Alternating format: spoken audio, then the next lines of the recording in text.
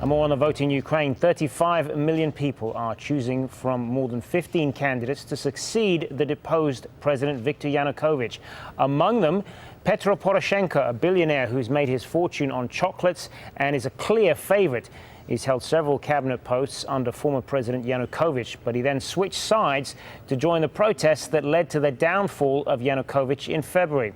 Seen as the consensus candidate, he's pledged to find a peaceful solution to the current crisis. Now, former Prime Minister Yulia Tymoshenko is back and trailing behind Poroshenko in the polls. She was released from prison in February after being jailed for more than 2 years for alleged abuse of power.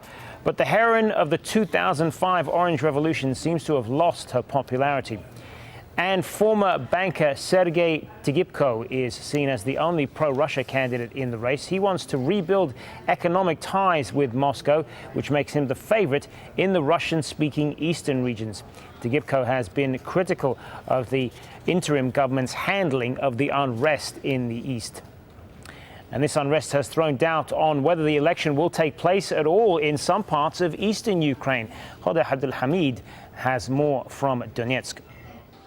In the town of Makiivka, there will be no elections. The only polling station was sealed off a few days ago. It's on the orders of the Donetsk People's Republic, says the local deputy.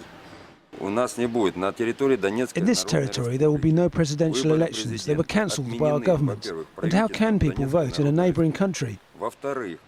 Pro-Russian separatists are determined not to let anyone reach a ballot box and have detained the head of this commission.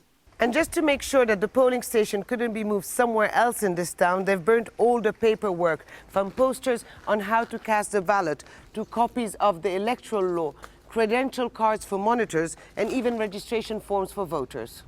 Dozens of polling stations in the eastern regions of Donetsk and Luhansk have been taken over. There has been no campaigning. The few posters of presidential candidates that could be seen on the streets have now been removed. And any show of support towards Kiev was quickly silenced. We met Vitaly Shilbelsky in a park away from his workplace.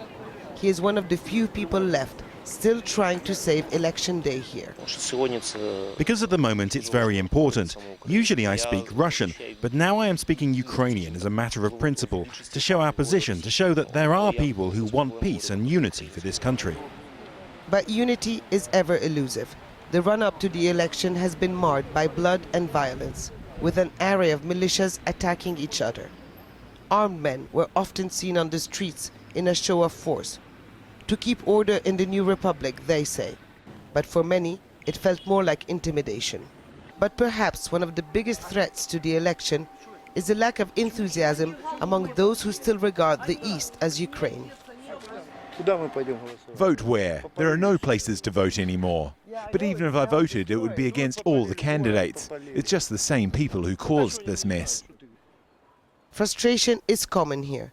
People feel trapped in a game where it seems that every move that either side makes simply inches eastern Ukraine closer to a stalemate. Here, there will be no winner. Hoda Abdel-Hamid, Al Jazeera, Donetsk.